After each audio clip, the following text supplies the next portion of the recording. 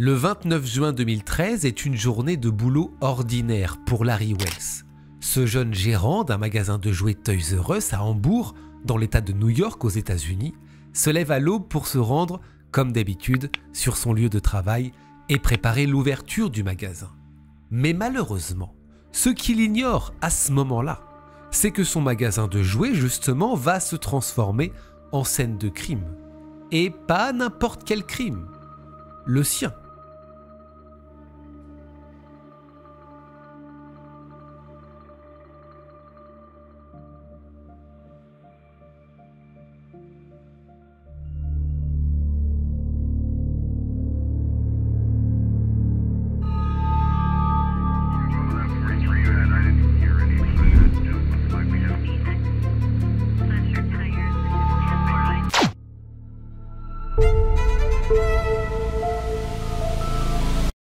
Larry Wells a 35 ans et la vie devant lui, c'est un homme heureux.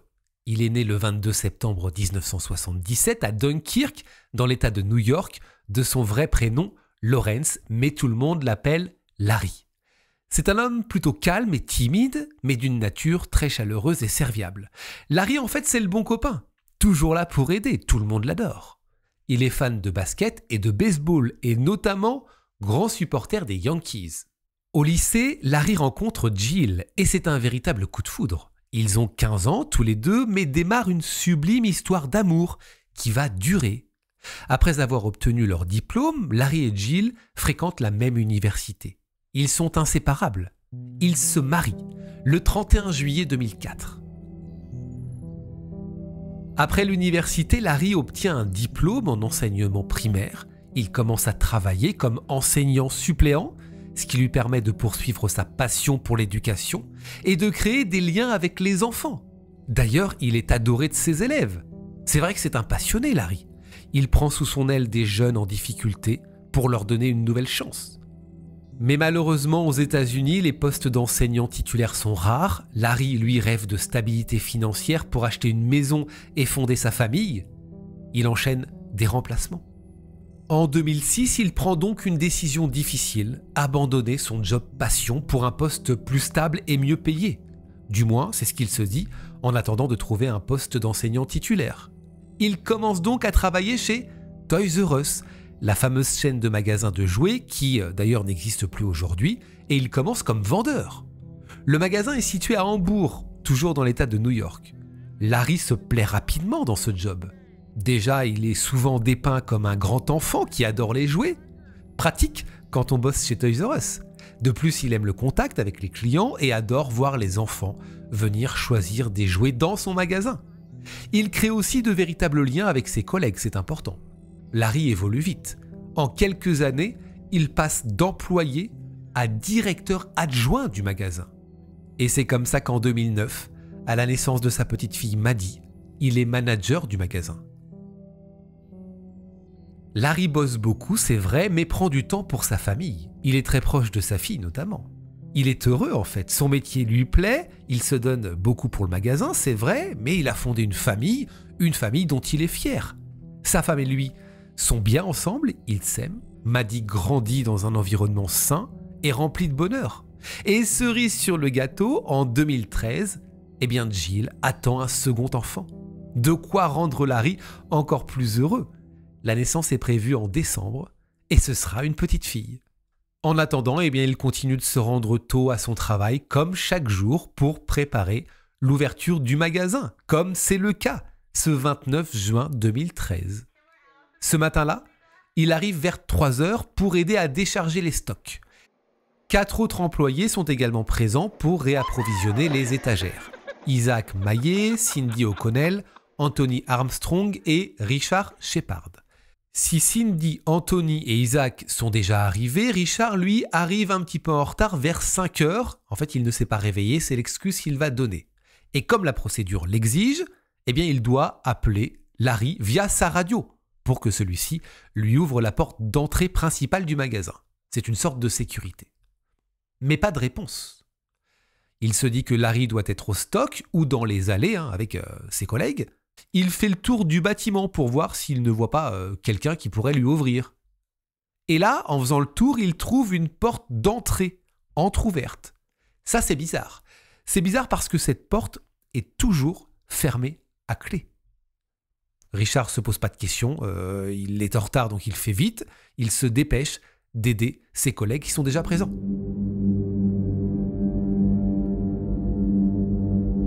Il est 5h40. Un son d'alarme persistant commence à résonner dans tout le magasin. Et ça, c'est étrange parce que c'est normalement la première chose que fait Larry en arrivant au bureau, désactiver l'alarme.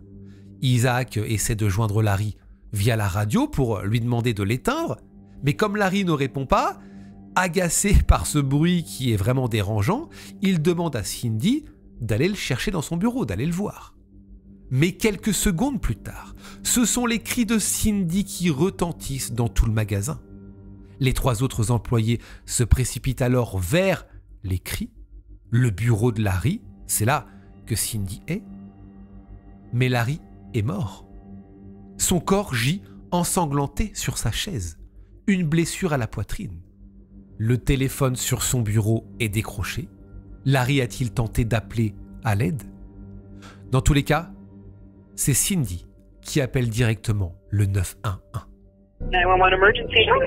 Toys R Us. Okay, what's going on? I don't know. He was shot. Toys R Us? Is he inside? Yeah. Is there anybody else there? Yeah, I have 2 other guys with me. Oh my God. Was he there with you? Oh my God.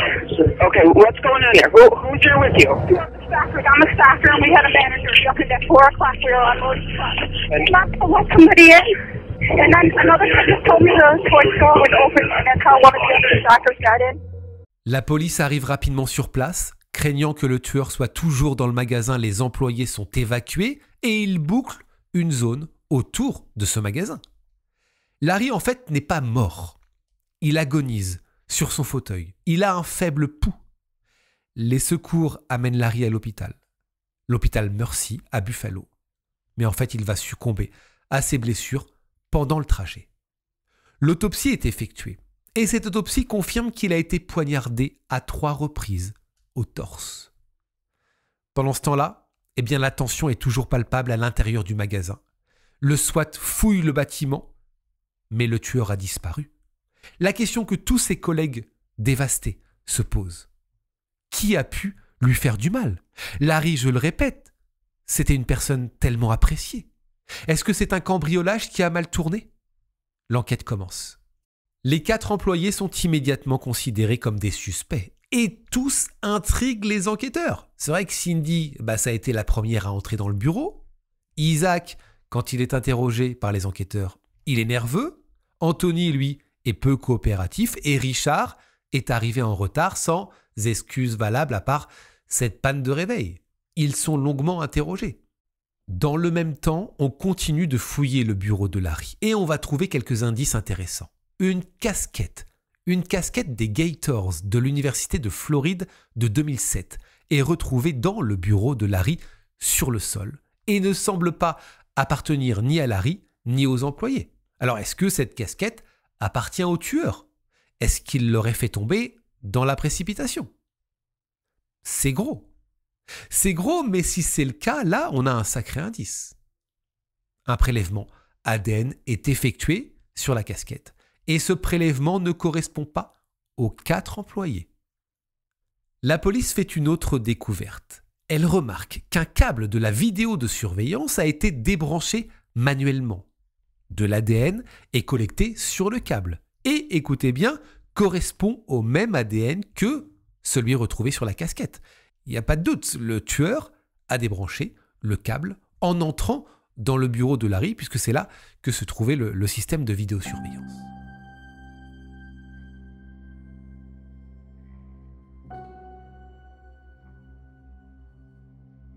Pour avancer un petit peu plus vite dans leur enquête, la police va demander de l'aide à un homme qui s'appelle Bernard Gruxa. Cet homme, c'est le vice-président régional de Toys R Us, qui est en charge de la prévention des pertes du magasin. Un homme lui aussi dévasté, qui se montre très présent d'ailleurs au moment où on retrouve le corps de Larry. Il console même les employés sur le parking du magasin le jour du drame et aide la police à récupérer les images de vidéosurveillance. Il est utile dans ce début d'enquête. L'analyse de ces images en apprend beaucoup aux enquêteurs. Et ces images font froid dans le dos, regardez. On y voit un individu masqué entrer dans le magasin à 4h24, passant de longues minutes à, semble-t-il, essayer d'ouvrir la porte de derrière, celle que Richard, souvenez-vous, a trouvée entrouverte à son arrivée à 5h. L'homme qu'on voit sur les images semble bien connaître l'agencement des rayons et le système de sécurité.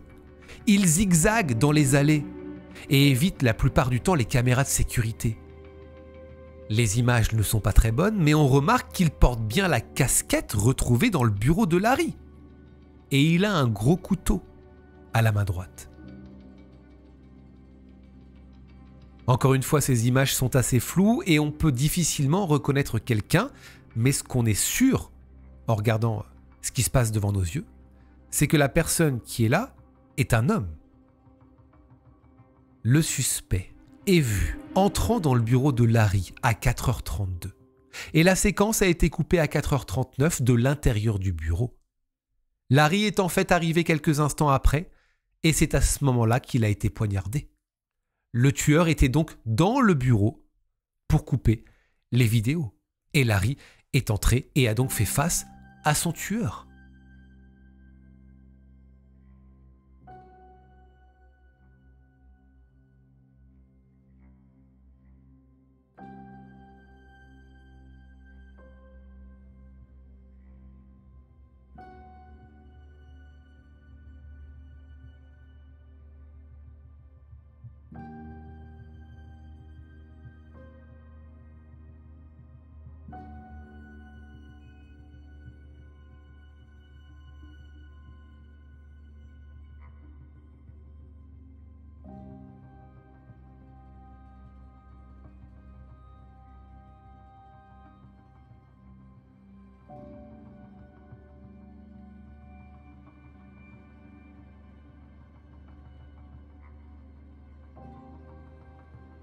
Pour les enquêteurs, c'est simple, en visionnant ces images, on n'a pas affaire ici à un simple cambriolage. L'homme a l'air de bien connaître les lieux, il le rappelle. Larry est-il arrivé au mauvais moment?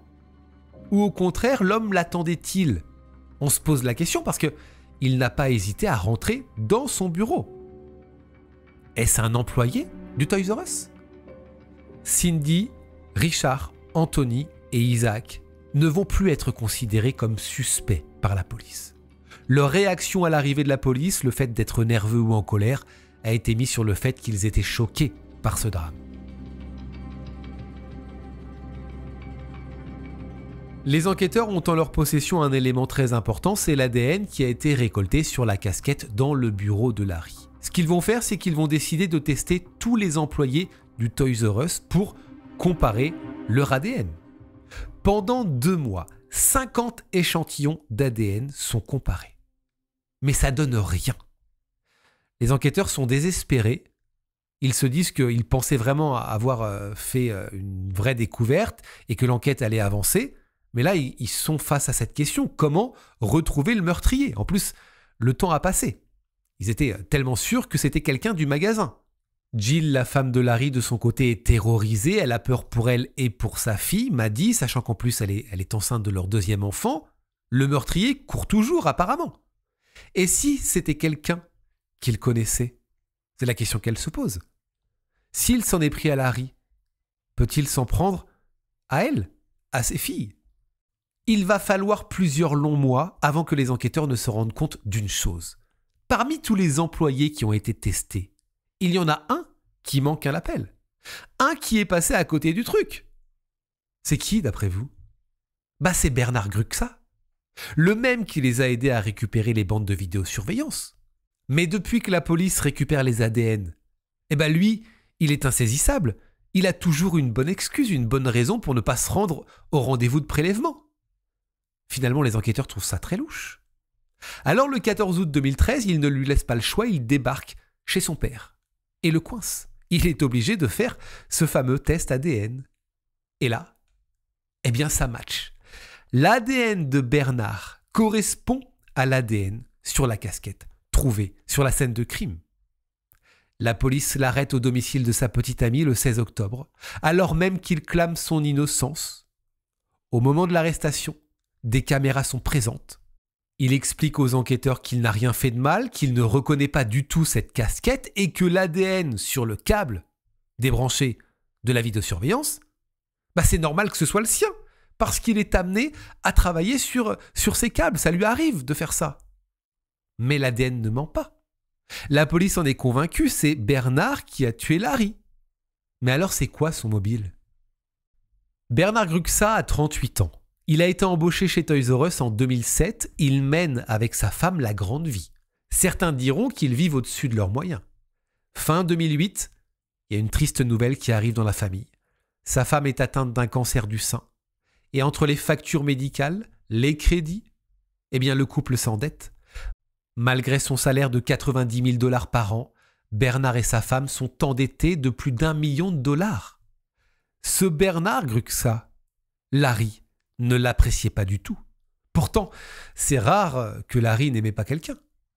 Bernard trompait sa femme ouvertement et amenait parfois ses maîtresses au magasin. C'est d'ailleurs ça qui a causé de grosses disputes violentes entre Bernard et sa femme, à tel point que la police a dû intervenir plusieurs fois, prévenue par des voisins. Et quelques jours avant le drame, le 8 juin 2013, sa femme a déposé une demande d'ordonnance de protection lorsque, sous le coup de la colère, suite à une dispute, il a tiré avec son pistolet pour simuler son suicide et voir comment réagirait sa femme. C'est en fait la perquisition de sa maison qui va permettre de découvrir ses véritables motivations. Pour compléter ses revenus, il volait. Il volait et revendait en ligne des marchandises Toys R Us. Il était bien placé pour ça. Il en était à plus de 200 000 $ de marchandises. Et ce 29 juin, au petit matin, Bernard a voulu forcer le coffre-fort du magasin lorsque Larry est tombé sur lui au mauvais moment. Dans le cadre d'un accord de plaidoyer, Bernard a admis avoir volé environ 191 000 $ de marchandises et environ 19 000 $ dans 3 magasins Toys R Us. Il a également plaidé coupable d'homicide involontaire dans la mort de Larry. Selon ses avocats, au moment où il a commis cette infraction, il essayait d'obtenir de l'argent pour subvenir aux besoins de sa famille. Il ne s'attendait pas à rencontrer Larry Wells. La mort de Larry, c'est le résultat d'une rencontre malheureuse dans un espace clos simplement. Il le connaissait. Larry était l'un de ses amis. Il n'avait aucune envie de le tuer. C'est ce qu'expliquent les avocats de ce Bernard. Bernard Gruxa est condamné à 25 ans de prison et à 5 ans de probation en juillet 2014. Il a accepté de verser 223 000 $ en dédommagement à son ancien employeur. Il ne sera pas libéré avant 2035. De son côté, Jill, malheureuse, abasourdie, aura au procès ces mots très émouvants. Nous étions censés vieillir ensemble, élever nos enfants ensemble et les regarder grandir. Mais au lieu de cela, il nous a été enlevé.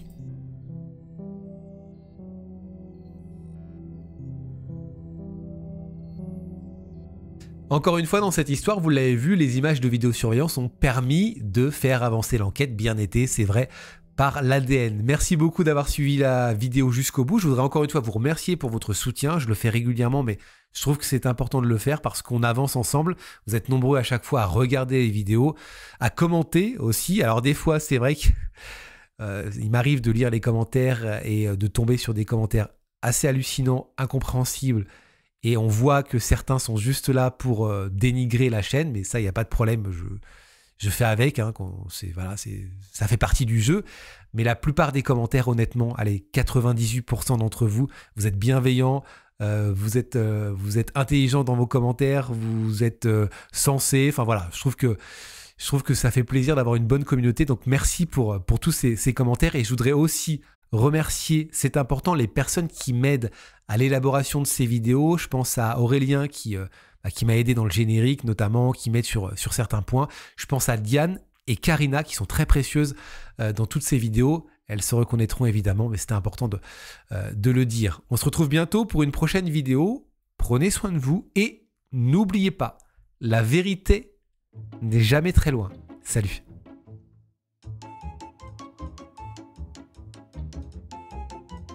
L'arme est une arme assez lourde. Normalement, elle aurait dû tomber des mains de... Elle raconte à sa tante, Géorgiane Monlavo, qui devait, souvenez-vous, la recevoir à New York, avoir mon...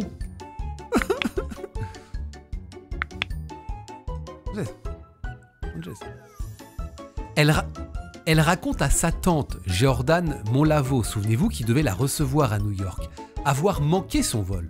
Elle lui explique qu'elle espère en prendre un autre. C'est être libre. Elle a ce petit côté indépendant que son autre...